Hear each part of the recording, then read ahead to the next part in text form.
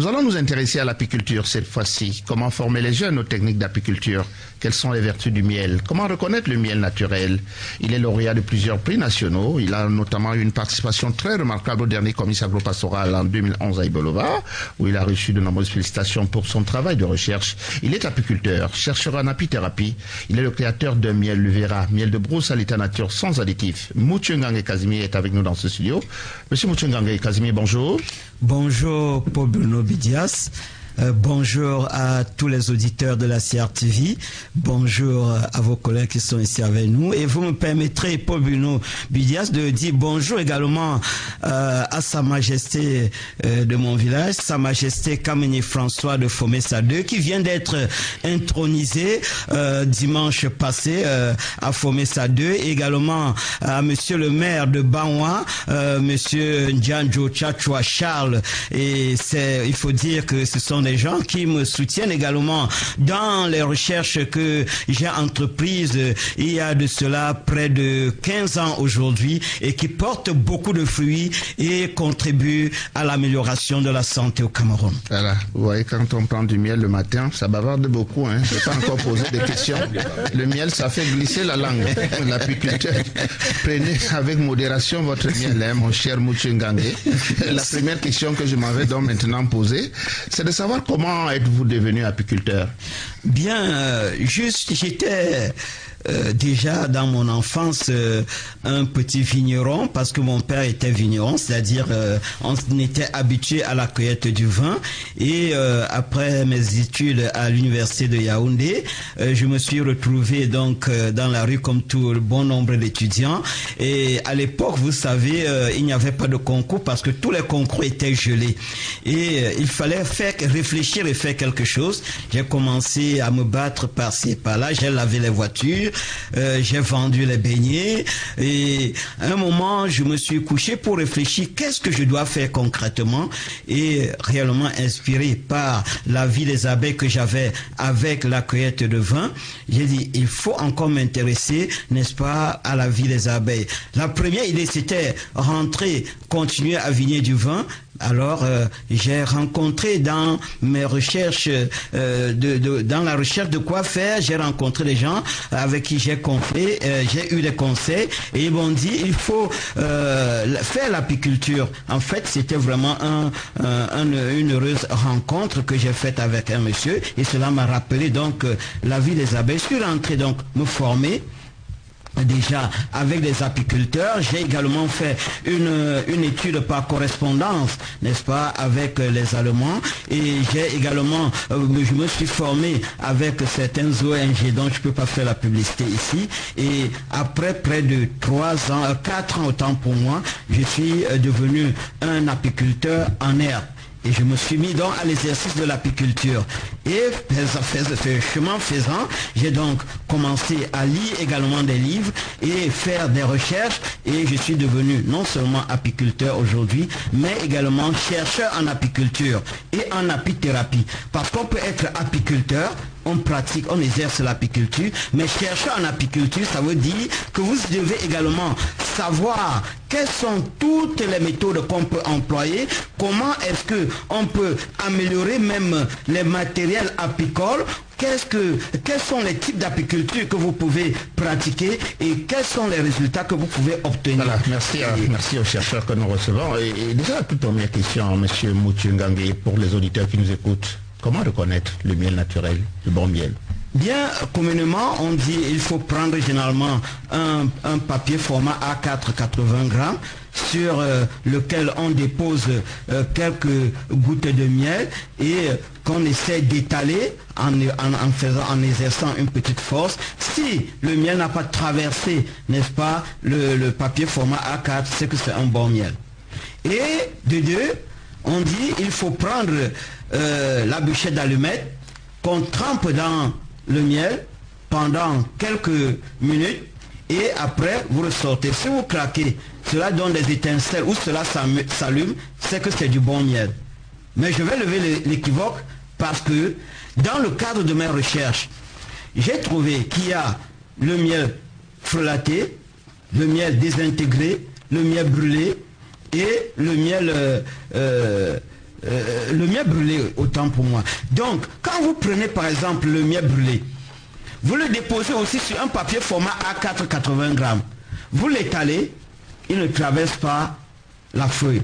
Pourquoi l'appelle-t-on miel brûlé? Miel brûlé parce que généralement quand nous extrayons le miel sur les alvéoles, ces alvéoles restent et on peut les brûler.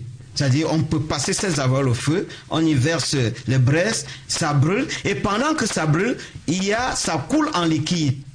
Quand le liquide coule, ce liquide, on l'appelle miel brûlé. Et une autre partie se solidifie.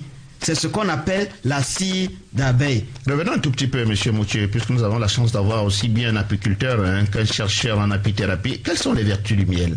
Bien, le miel, pour dire, avant d'arriver à cette question, si vous pouvez me permettre, avant de dire les vertus du miel, il faut spécifier qu'il y a plusieurs types de miel. Et si vous me donnez l'occasion, il y a le miel selon le type d'abeille qui est produit. Oui. Il y a les abeilles et il y a les moucherons. Il y a le miel d'abeille et il y a le miel de moucheron. Le miel d'abeille, c'est ce que nous avons communément, nous avons l'habitude de rencontrer un peu partout. Et le miel de moucheron est un miel rare. Le miel de moucheron, c'est des petits moucherons qui, n'est-ce pas, se forment tantôt dans des troncs, dans des vieux troncs d'arbres ou dans des bambous ou dans la terre. Et ces moucherons produisent un miel assez particulier et très important dans la tradition africaine. C'est un miel indigène et on ne le consomme pas régulièrement comme les miels que nous consommons. Alors, c'est lorsque il y a une difficulté dans l'organisme, où il y a par exemple un endroit où vous allez aller et que vous n'êtes pas sûr du milieu. Par exemple, certains ont peur d'être empoisonnés et lorsque vous allez dans ce milieu un peu plus douteux, vous pouvez consommer une cuillère à café de miel de moucheron. Et pour vous dire, le miel de moucheron renferme beaucoup de mystères qu'on ne peut pas détailler ici. Parfois, à la maison, l'enfant pleure. On ne sait pas pourquoi l'enfant pleure dans la nuit. Donnez-lui un peu de miel de moucheron. Parce qu'on le trouve au sein miel de moucheron. En fait, nous produisons ça également dans les brousses. Et également, ça, je vous ai dit, on peut trouver dans la terre, dans les vieux troncs d'arbres, même dans des toitures de vieilles maisons, et même également dans des troncs de bambou. En grande quantité? Pas en grande quantité, ça c'est un miel qui ne se produit pas en grande quantité. Revenons dans les vertus du miel. Bien, je suis toujours sur les types et on va revenir sur les vertus si vous me donnez un peu de temps. Et maintenant, selon le parfum, on peut avoir le miel de palmier, le miel en fait, selon les parfums, on peut avoir le miel de palmier, le miel de café, le miel, par exemple, de gingembre, comme nous le faisons. On peut avoir le miel d'ail, et ça, c'est selon les parfums. Et selon les plantes ou les fleurs, on a le miel multifloral. C'est-à-dire ça, les abeilles ont butiné sur plusieurs fleurs. On a également le miel monofloral ou unifloral, donc sur un seul type. Comment reconnaît-on que les abeilles ont butiné sur plusieurs fleurs? Vous les suivez quand ces abeilles sont en train de partir? En fait, pour un apiculteur qui s'applique, n'est-ce pas, dans son travail, il sait que, par exemple, dans cet environnement, il a les plantes qui sont en majorité sont par exemple le prunier ou le café, parce que dans un champ de café par exemple, si vous produisez le miel là-bas, l'essence, c'est-à-dire que ce qui sera en fait le parfum dominant ou la plante dominante sera le café. Et en ce moment, le parfum sera le parfum du café.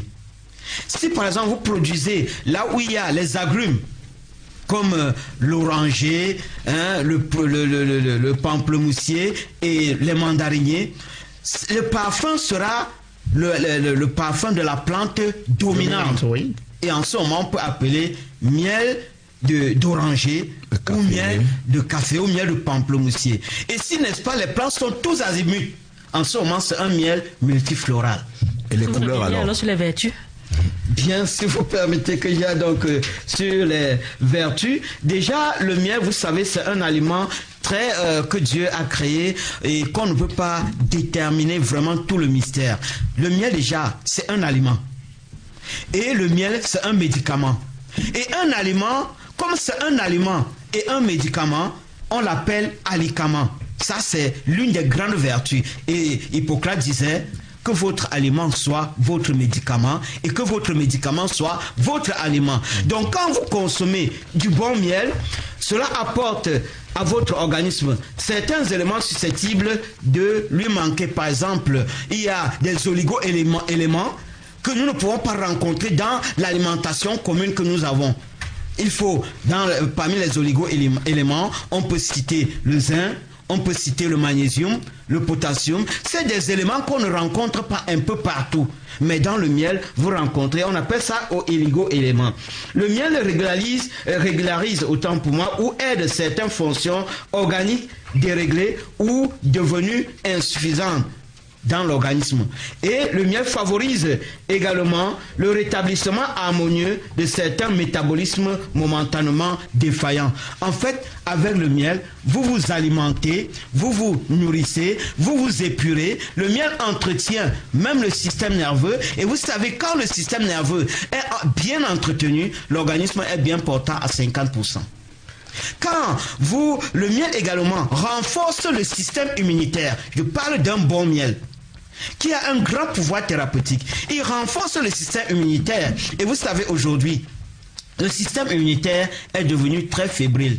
Je les aime. Pourquoi? Parce que la majorité des produits que nous consommons, c'est-à-dire que ce soit le macabo, la patate, les légumes, les tomates, les concombres, tout est cultivé aujourd'hui avec des engrais et certains sont entretenus avec des pesticides. Ce qui fait que lorsque nous consommons ces produits, nous avons ce qu'on appelle les OGM, les organismes génétiquement modifiés, qui détruisent, n'est-ce pas, le système immunitaire. Et c'est pour cela qu'il faut consommer le miel pour lui renforcer son système immunitaire. En fait, le bon miel est un complément alimentaire qu'il ne faut pas manquer chez soi. Parce que l'habitude de consommation de miel au Cameroun, aujourd'hui, est tellement limitée. Et nous voulons amener les Camerounais à consommer du miel pour, n'est-ce pas, améliorer l'état de leur santé et également... Quel souvenir vous gardez du comice agropastoral 2011 à Ibolova? Vous m'avez présenté des photos, on vous voit en pleine conversation avec le président de la République. Oui, vraiment. Déjà, avant même de rencontrer le président au comice, j'avais déjà rencontré plusieurs fois la première dame qui a apprécié mes produits. Et au comice, le président a dit, ce qui m'a marqué beaucoup, c'est qu'il a dit, je sais que le miel Vera est un bon miel. Et j'ai compris que la première dame lui avait déjà parlé de ce miel Vera. Il a dit, je sais que le miel Vera est un bon miel. Il faut le faire connaître à tous les Camerounais. Il faut en faire même la publicité.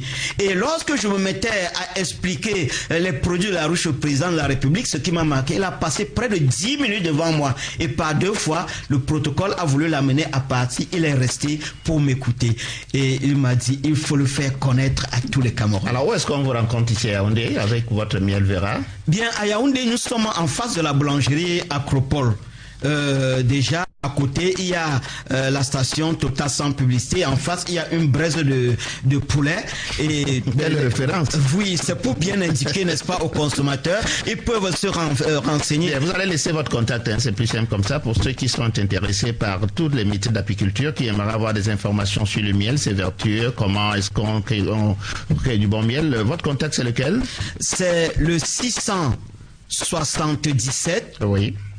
57 05 26 677 57 05 26. Et il faut savoir, Paul Bruno Bidias, que nous produisons des miels assez particuliers. Par exemple, le miel Vera d'ail, ça c'est des techniques de recherche qui nous ont permis d'aboutir là. Le miel Vera d'ail, le miel Vera d'oranger, le miel Vera gingembre et le miel Vera moringa et propoli. Merci monsieur Mouchengangi Casimir, que nous saluons tout ça dans l'esprit de créativité des Camerounais. Et vous l'avez compris, le chef d'État en personne vous a félicité pour votre travail. Donc vous gagnez à faire connaître un tout petit peu ce que vous faites, votre miel qui peut apporter un plus aux Camerounais en matière de santé.